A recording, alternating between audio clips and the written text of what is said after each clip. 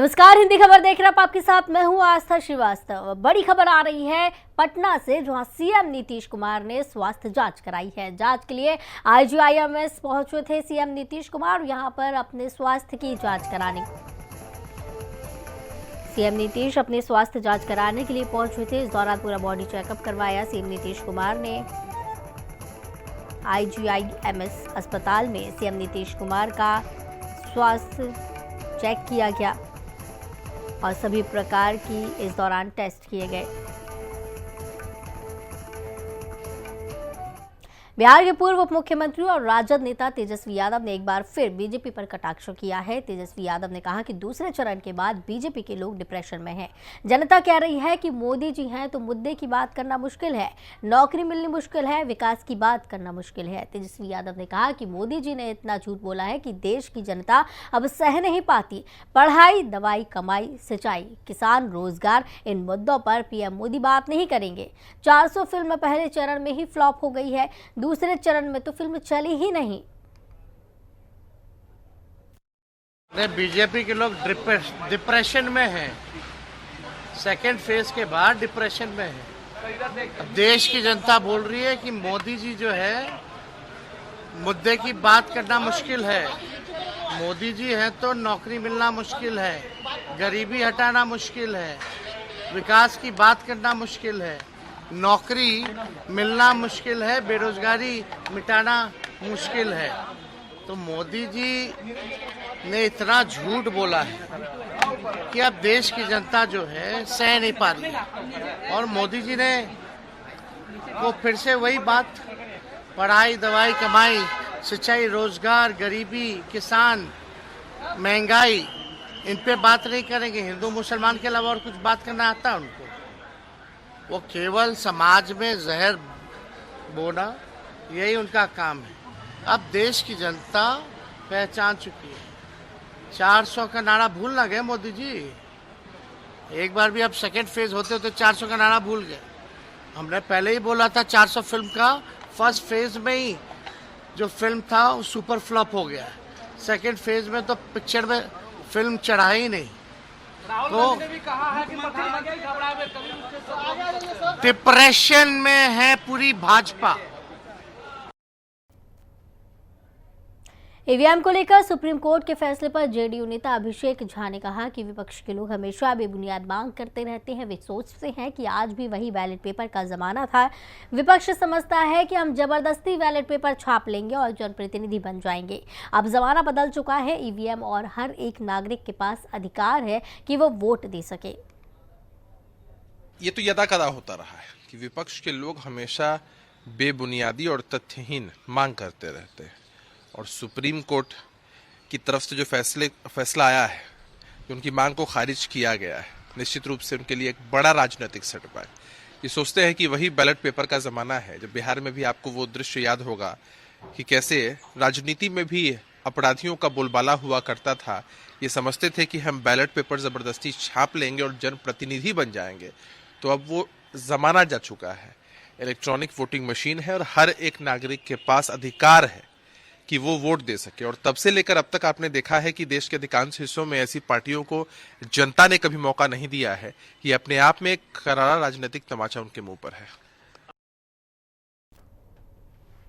EVM पर आए supreme court के फैसले के बाद बिहार में आरजेडी नेता ने पीएम मोदी पर बयान दिया। उन्होंने कहा कि पीएम मोदी अपनी नाकामी का दोष विपक्ष पर मढ़ रहे हैं। आरजेडी नेता मृत्युंजय तिवारी ने कहा कि कल प्रधानमंत्री नरेंद्र मोदी ईवीएम पर सुप्रीम कोर्ट के फैसले पर टिप्पणी करते रह गए, लेकिन इस बार उन्होंने 400 पार का नारा देना बंद कर दिया। दूसरे चरण के मतदान के बाद से ये स्पष्ट हो गया कि उनके 100 पार भी नहीं आने वाले। देखिए, आदरणीय प्रधानमंत्री जी माननीय सर्वोच्च न्यायालय के फैसले पर इस तरह की भाषा विपक्ष के ऊपर बोल रहे हैं, इस तरह के लहजे में बात कर रहे हैं। इसी से पता चलता है कहीं न कहीं नीयत में, मनसा में खोट है। माननीय सर्वोच्च न्यायालय के फैसले पर कोई टीका टिप्पणी नहीं की जा सकती है, लेकिन जो जनता के मन में सवाल है वो सवाल तो है। तो ये सत्ता के जो मतवाले हैं, केंद्र में बैठी सरकार, इसके खिलाफ जनता का आक्रोश का प्रकटीकरण दूसरे चरण के मतदान के बाद दिखा है। इसलिए आदरणीय प्रधानमंत्री जी अब 400 पार के नारा बंद कर दिए हैं और अब ईवीएम के परिभाषा माननीय सर्वोच्च न्यायालय का बता रहे हैं। लोकसभा चुनाव के दूसरे चरण का चुनाव निष्पक्ष और शांतिपूर्ण रूप से संपन्न हुआ। वहीं किशनगंज लोकसभा सीट पर करीब 64% मतदाताओं ने मताधिकार का उपयोग किया। जिला निर्वाचन पदाधिकारी तुषार सिंगला ने पत्रकार वार्ता कर बताया कि जिले में शांतिपूर्ण माहौल में मतदान संपन्न हुआ और कहीं भी किसी तरह की कोई अप्रिय घटना नहीं हुई है। उन्होंने शांतिपूर्ण माहौल में मतदान संपन्न होने के बाद मतदान कर्मियों, अधिकारियों, जिलेवासियों के साथ मीडिया का भी आभार जताया। उन्होंने बताया कि जिले में महिला मतदाताओं ने मतदान में बढ़ चढ़कर हिस्सा लिया है और महिलाओं का मतदान प्रतिशत पुरुषों से अधिक रहा है।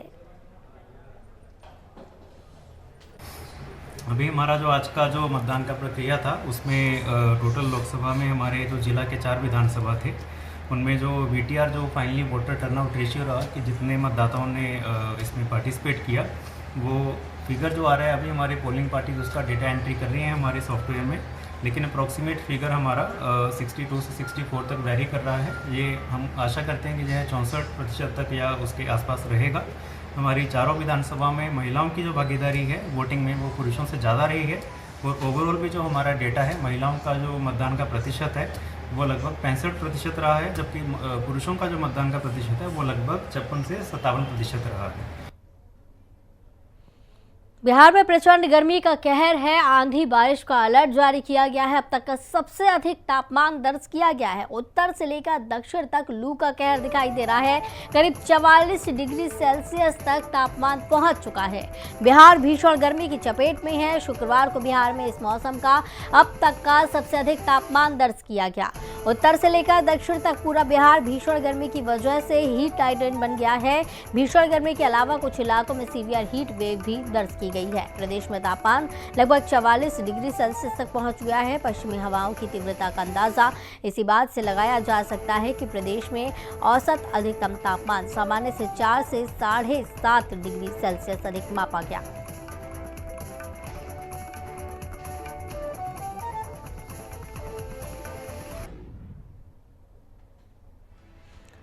तो शेखपुरा में 43.9 डिग्री सेल्सियस तापमान दर्ज किया गया है। औरंगाबाद में 43.7 डिग्री सेल्सियस है। गोपालगंज में 43.5 डिग्री सेल्सियस है। खगड़िया और नवादा में 43.1 डिग्री सेल्सियस। बांका में 42.7 डिग्री सेल्सियस। रोहतास, भोजपुर और जमुई में 42.6 डिग्री सेल्सियस। नालंदा में 42.2 डिग्री सेल्सियस और पटना में 42.1 डिग्री सेल्सियस तापमान दर्ज किया गया है। सीजन का सर्वाधिक तापमान दर्ज किया जा रहा है। भागलपुर और पूर्वी चंपारण में भी लू का कहर देखने को मिल रहा है।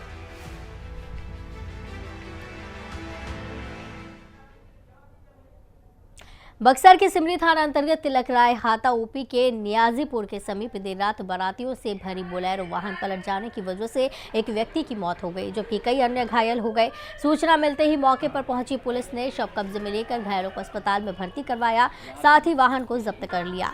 वहीं अनिल कुमार यादव ने बताया कि शादी के बाद वापस लौटते समय वाहन अनियंत्रित होकर गड्ढे में गिरने से हादसा हुआ। वहीं मामले में अधिकारी का कहना है कि तेज रफ्तार और चालक को झपकी आने की वजह से हादसा हुआ।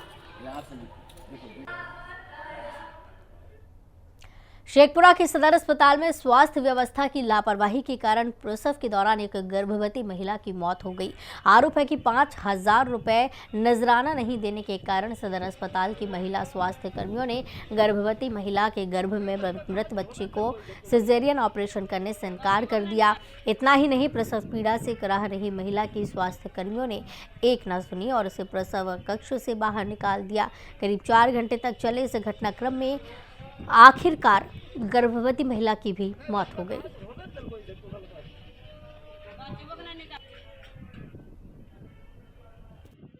पैसा नहीं देने के कारण हमसे वो पैसा फरमाया, पैसा हमारे पास नहीं जुटा। 2,000 रुपया हमने दे रहे थे उसको। क्या मांगा पैसा? वो डॉक्टर मांगा, वहाँ का जो मैडम है 4-5 हम। कहाँ के डॉक्टर? शेखपुरा सदर का। अच्छा, तो हमसे पैसा जुटा है नहीं सरकार। 11 बजे मैंने 10 साढ़े 10 बजे मरीज जब लाजवान हो गया, पूरा मरने लायक अब होगी कि अब मर जाएगा। हाँ। तब वो रेफर काटा पावापुरी के लिए। अच्छा, ऊपर से नीचे उतरते उतरते हमारा मरीज मर गया। कैमूर जिले के चैनपुर थाना क्षेत्र अंतर्गत नाना गांव के समीप एक तेज रफ्तार कार ने ई रिक्शा और बाइक में जोरदार टक्कर मार दी। हादसे में एक की मौत हो गई जबकि 3 लोग गंभीर रूप से घायल हो गए। बाइक सवार मृतक की पहचान महेंद्र यादव के रूप में हुई है। बताया जा रहा है कि मृतक घर जा रहा था। वहीं सूचना पर पहुंची पुलिस ने शव कब्जे में लेकर जांच शुरू कर दी। हमारी गाड़ी पूरा मार दोनों पछल। अच्छा हमारे रिक्शा उलट अच्छा उलट गल तो उनकर गाड़ी एकदम पूरा लेके भाग गई और ना तो फिर आगे जाके उनको लेकर हटा से आवत वहाँ से हमारे बड़ा भाई अच्छा और डायरेक्ट गाड़ी खड़ा रहे काट लेना दहीने से उठते रह सन और तुरंत मारी दमे चढ़ा के वहाँ जगह पे खत्म को बना रहे।